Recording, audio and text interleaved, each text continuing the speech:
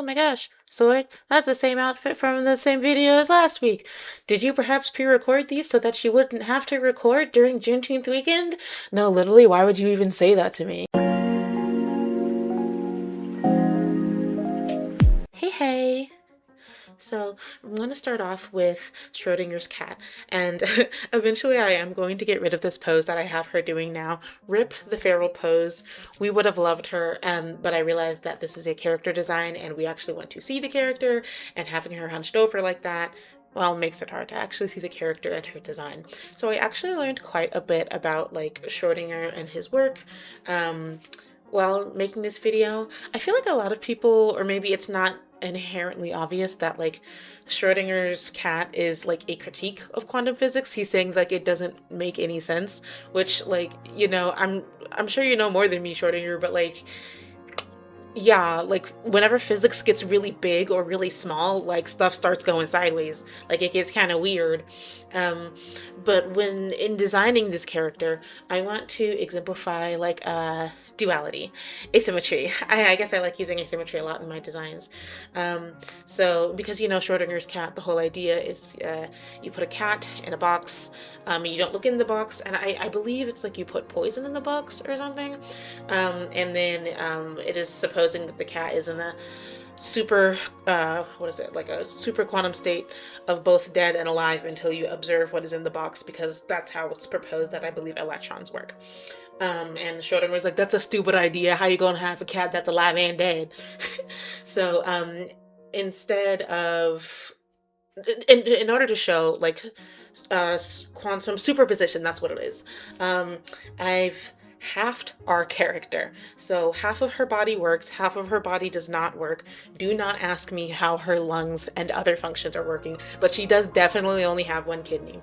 So you'll be able to see it better after like the coloring and line art, but like one of her ears has a hearing aid. I thought about doing it like the way you actually do a cat's hearing aid, which is in the middle of the forehead, but then it's kind of hard to show the duality. One of her eyes is blind. She's missing one arm. She's missing one leg. I also gave her Schrodinger's glasses just because I thought that was kind of cute. I think she maybe, I don't know if Schrodinger adopted her or if he's like her biological dad. I don't know. Because I don't want to make it that he's a monster where he would have put her in this situation to become, you know, half living, half not living. Maybe she was just born like that. I don't know.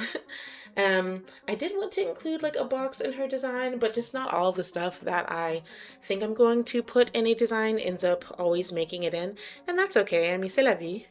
I think I also accidentally put a little bit of Ryland Grace in her character, because she looks like she's welcoming you over to say hi, but she's also a little bit nervous. I have been consuming a lot of Bloody Mary, so I think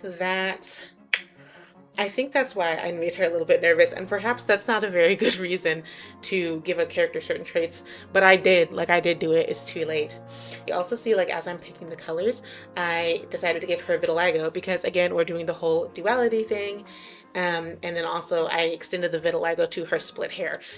Split color hair, because you'll see in one of my reference pictures I use a reference image of a woman who has like a partially blonde eyebrow, and I think her eyebrows are partially blonde, however, and her eyebrows are covered up by her glasses.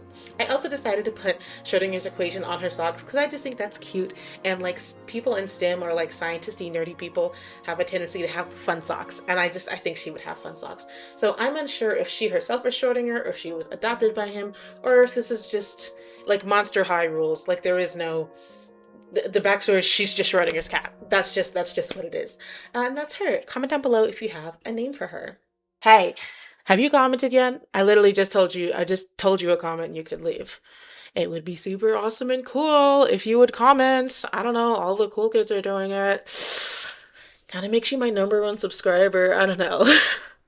Next, we're doing Laika. I don't know if y'all know the story of Laika, but I don't know about the Cold War, right? The space race. Or were those two separate things that are happening at the same time? I believe they were related to each other. Yeah, anyway, Shaw. So during the space race, the Soviets wanted to be the first to put a living creature, or maybe it might have been a mammal, up in space. So they sent a dog named Laika to be the first creature to be in space. They sent her in a ship called Sputnik 2, and they created her with no intention of bringing her back home. So she was planned to, and did, die in space. Died of overheating, actually, which is it is sad. It is a sad way to go. So Laika is a very important part of history, a very important scientific animal, and obviously cruel, extremely cruel. I would say not worth it. Like, the Soviets aren't remembered fondly for doing this to Laika. But she is sometimes called the patron saint of one-way trips. And you'll see I gave her a rosary on her arm, but instead of putting a cross on it, because I thought that might be kind of random, because I didn't want the character to come across as religious. That's not the character trait I was trying to portray. I was trying to portray how she's called the saint of one-way trips. So I made a little symbol on, instead of using a cross, it's a circle with 2 arrows on it, or a circle made out of 2 arrows rather, and then with a slash through the middle, because it's not a round trip, babe. She's only going in one direction. And was the idea for this video perhaps inspired by some very cool Bloody Mary art that I saw on Tumblr? Again, no, why would you think that? Mind your business. I also gave her the Soviet symbol tattoo, because I think she would have chosen to put that on herself. Laika in real life was a stray dog, just from the streets, and that they decided to pick up. And I think in her few couple of months, or I don't know how this will translate into years with her being a person, but I think she would really want to explore having her own agency and having all these options open to her while she is sent out on this trip.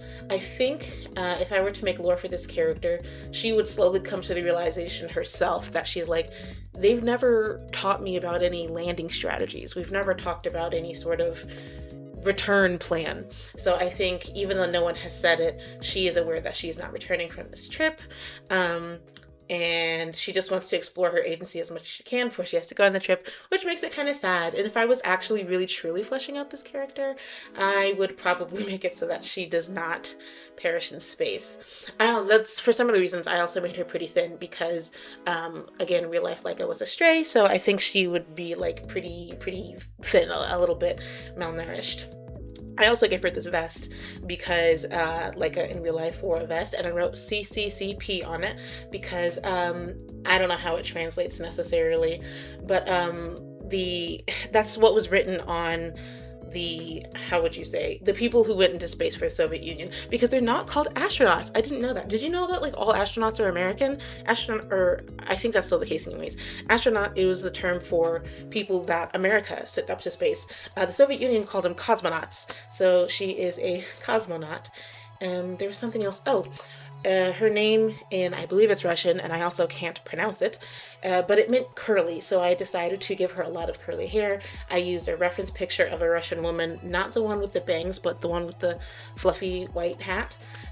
So I decided she would probably have a ton of very curly hair, because her name meant curly. I don't know why they named the dog that, because the dog doesn't, I mean, maybe she has curly ears. I don't know, child. But yeah, I hope wherever Laika is now, she's resting well. She's a good dog. And that is her design. Please comment down below what you think. And let me know what you think about both of our girls. I actually really enjoyed designing them. I think they look great. I had a lot of fun making this video. I'm not really sure which characters I will do next, or I'm not sure which concept I will do next. So if you have an idea for what you think I should do, comment down below and maybe I'll do it.